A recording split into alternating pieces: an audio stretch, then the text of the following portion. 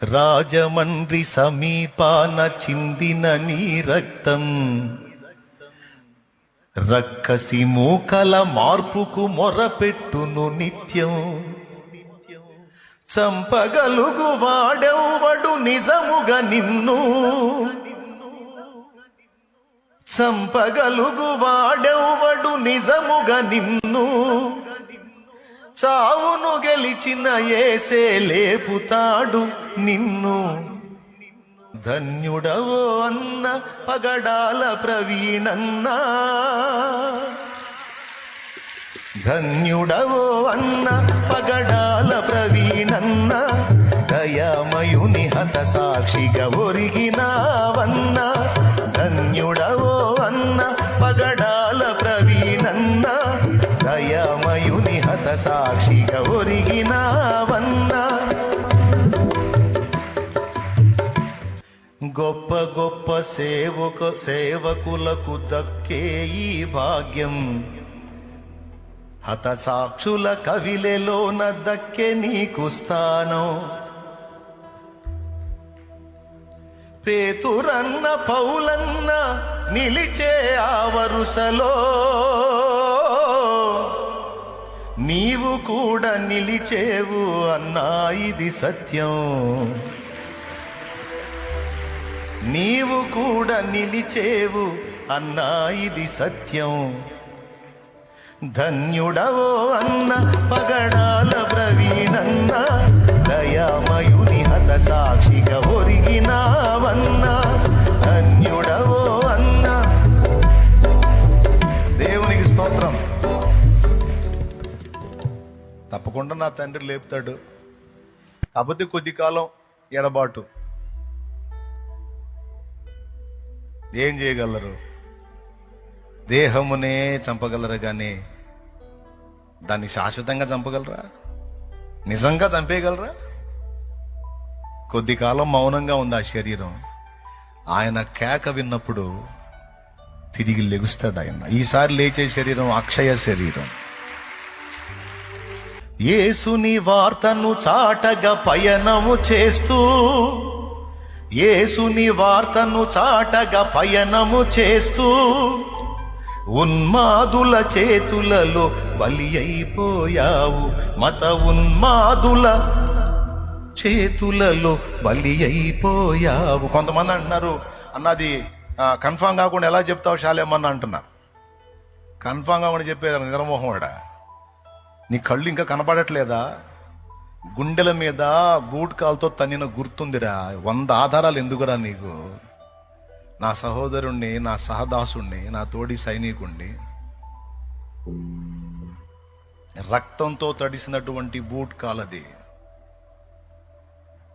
రక్తంతో తడిసింది అది. దాంతో కొట్టారు. ఆ కాలు ఇక్కడ దన్నారు. ఆ గుర్తు అట్లనే ఉంది.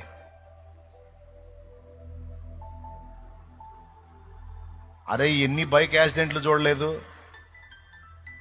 అంత హైట్ నుంచి కిందకి పడ్డాడని ఇంత సేటు చెప్తున్నారు కదా. బైక్ ఒక దగ్గర పడితే మనిషి ఒక దగ్గర పడతాడు, అంతేగాని మనిషి మొత్తం పోయి కావాలని దాన్ని పైకి లేపుకొని దాని కిందకి జొరబడి పండుకున్నట్టుగా, తన మీద బైక్ను పండుకోబెట్టుకున్నట్టుగా చనిపోతాడా? ఆ ఫోటో చూసినోడికి ఎవడికైనా, మైండ్ సరిగా పనిచేసినోడికి ఎవడికైనా అర్థమైపోయింది. అక్కడున్న 4 ముఖాలు కలిగినటువంటి చెక్కతో ముక్కలు ముక్కలు అయిపోయి ఉన్నాయి. అక్కడ చెక్కలు, దాని మీద బ్లడ్ ఉంది. వాటితో కొట్టారు అనేది అర్థమవుతుంది అక్కడ క్లియర్గా. ఇంకేం కావాలి ఆధారం? పైనుంచి కింద పడ్డాడని చూపించారు. పడ్డప్పుడు దాని కిందకి ఎలా మనిషి పూర్తిగా ప్యాక్ అవుతాడు? బైక్ కింద సైలెన్సర్ గాలి లోపల వాతబడింది అన్నారు. మరి పైన ఫ్యాంట్ కాలకుండా లోపల వాత ఎట్లా? రాడ్తో కొట్టింది అది. రాడ్తోనో కట్టెతోనో కొట్టారు, బలమైన దెబ్బ తొడ మీద.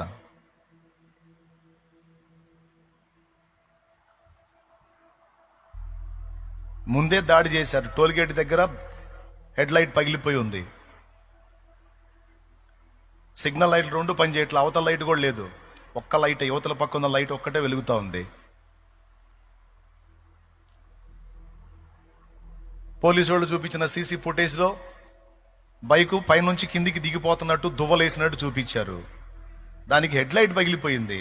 ఈ బైకు కిందకి దిగేటప్పుడు లైట్ ఫోక్స్ కనపడుతుంది. ఎట్లొచ్చింది? అక్కడ పగిలిపోయిన హెడ్ లైట్ ఇక్కడ సృష్టించబడిందా?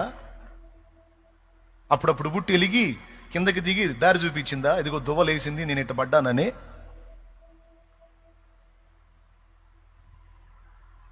అర్థం కావట్లేదా క్లియర్గా?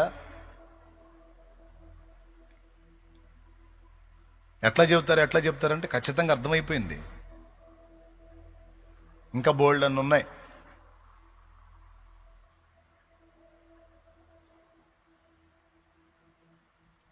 వార్నింగ్ ఇచ్చిన వాళ్ళు ఏమని వార్నింగ్ ఇచ్చారు? నీ పెదాలను చీలుస్తాం, నీ నాలుగు కోసం అట్లా చేస్తా ఇట్లా చేస్తాను వార్నింగ్లు ఇచ్చారు. ఖచ్చితంగా పెదవి చీలుంది. కక్షతో కొట్టిన దెబ్బ కదా.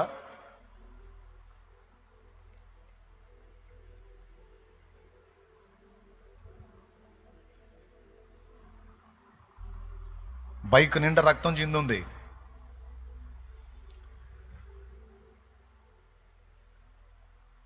ఏదో వెహికల్ కొట్టిందంటే వెహికల్ కొట్టినప్పుడు మరి కనీసం బండి డ్యామేజ్ అవ్వాలిగా. బండి నీట్గా తెచ్చి ఆడబెట్టినట్టుంది. ఇంత దెబ్బ లేదు దానికి. తల తీసుకెళ్లి దానికి పటా పొడిసినట్టు అర్థమవుతుంది అక్కడ.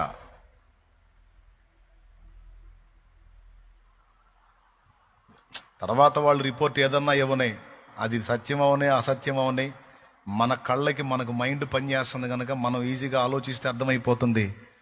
అతి దారుణంగా పట్టుకొని కొట్టి వాళ్ళ కక్ష తీర చిత్రవద చేసి ఆయన ప్రాణం తీశారు. ఇది జరిగింది.